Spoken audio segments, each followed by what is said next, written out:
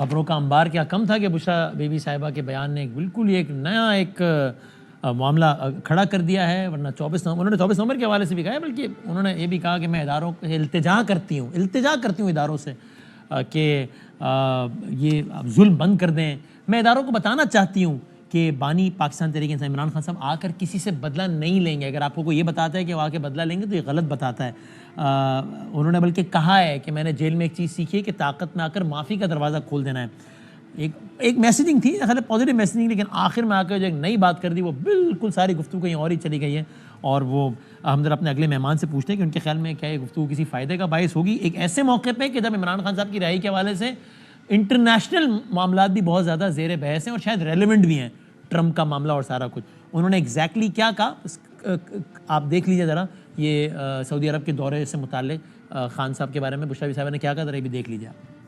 خان جب سب سے پہلے ننگے پاؤں مدینہ شریف گئے تھے تو جب وہ واپس آئے تھے تو فوراً ہی باجوہ کو کال آنا شروع ہو گئی کہ یہ تم کیا اٹھا کے لے آیا, ہم اس ملک میں شریعت کا نظام ختم کرنے لگے ہیں اور تم شریعت کے ٹھیکیداروں کو لے آئے ہو, ہمیں یہ نہیں چاہیے. آپ یقین مانیے تب سے خان اور اس کی بیگم کے بارے میں گن ڈالنا شروع کر دیا اور خان کو یہودی کا ایجنٹ کہنا شروع کر دیا. اگر یہ بات غلط ہو تو پھر آپ باجوہ اور اس کی فیملی کو پوچھیں, کیونکہ باجوہ اور باجوہ کی فیملی نے یہ باتیں کسی کو بتائی تھیں جو خان تک پہنچی تھیں.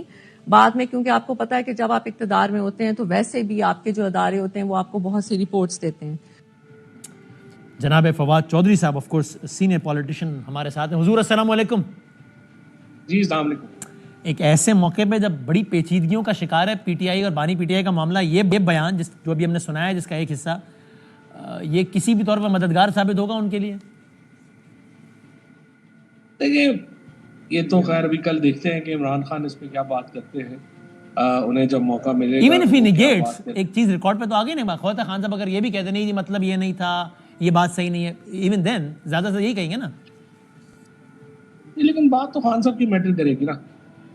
جو بیگم صاحبہ نے تو ظاہر ہے جو بات کی ہے, پہلی بات تو یہ ہے کہ مجھے تو سمجھ نہیں آئی کہ ان کی ریکارڈڈ جو تقریر چلی ہے لائیو تو تھی نہیں, ریکارڈڈ تھی, تو یہ کس نے ریکارڈ کروائی ہے, کون؟ ظاہر ایڈوائس تو ہے کوئی نہیں اس وقت, پارٹی ڈسہرے میں ہے. اور اس وقت جو میرا خیال ہے کہ عام طور پہ جو نیریٹو کے اوپر بھی ان کو ایک چیلنج رہتا ہے پی ٹی آئی کو, ان کی جو باتیں ہیں وہ پہلے ہی ایک میڈیا میں بھی چیلنج ہے, اور اس کو جو پھر خود بات کر دیتے ہیں رئیس ایک اثر اس سے پوری ہو جاتی ہے.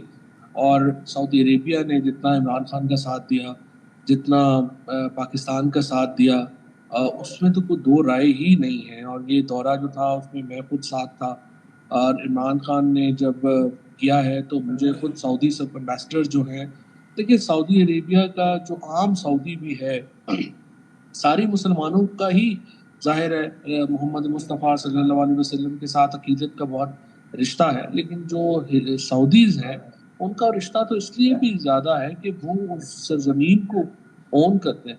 لہٰذا جب بھی اس طرح کی کوئی بات آتی ہے یا چیز ہوتی ہے تو وہ تو بڑے اس کے اوپر خوش ہوں گے. تو مجھے نہیں لگتا کہ کسی بھی طور کے اوپر اس پہ کوئی objection ہو سکتا ہے.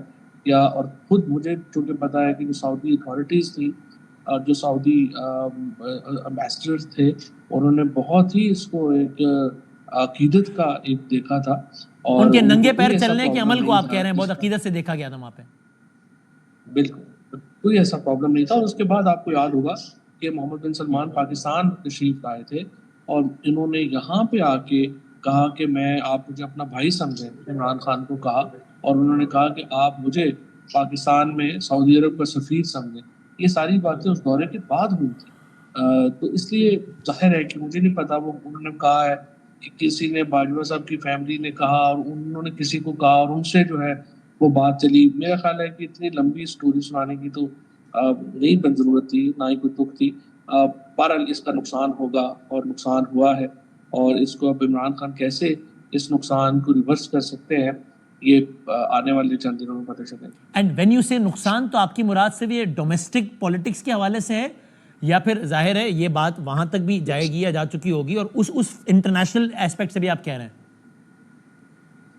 دیکھیں پاکستان کے اندر جو پالیٹکس ہے نا اس میں جس طرح سے پاکستان کی اپنی اسٹیبلشمنٹ ایک ریالٹی ہے, اسی طرح سے امریکن اسٹیبلشمنٹ ایک ریالٹی ہے. اسی طرح سے سعودی اسٹیبلشمنٹ ایک ریالٹی ہے.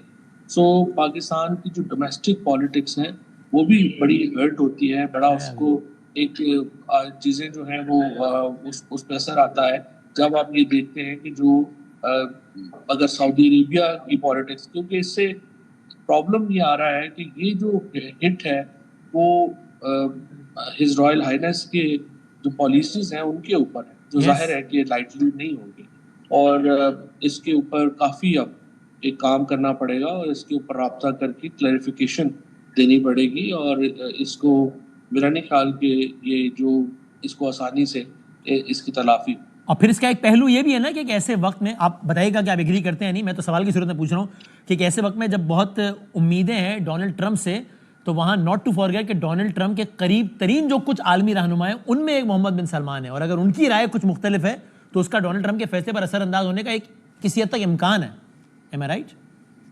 یہ جو ہسٹوریکلی پاکستان کے اندر امریکہ نے جب بھی انٹرونشن کی ہے وہ عرب بلاک ان کا دایاں ہاتھ رہا ہے, اور اب بھی جب بھی کوئی انٹرونشن ہوگی جو بھی ہوگا اس میں بھی سعودی عربیہ کی ایک بڑی کلیدی پوزیشن ہے, اور سعودی عربیہ خود بھی ظاہر ہے پاکستان کے امور میں بہت اہمیت کا حامل ملک ہے, اور اس وقت جو بھی ہے آپ کو معلوم ہے ہماری جو معیشت ہے, ہماری جو تمام معاملات ہیں اس میں سعودی عربیہ کے اوپر بہت ڈپینڈنس ہے.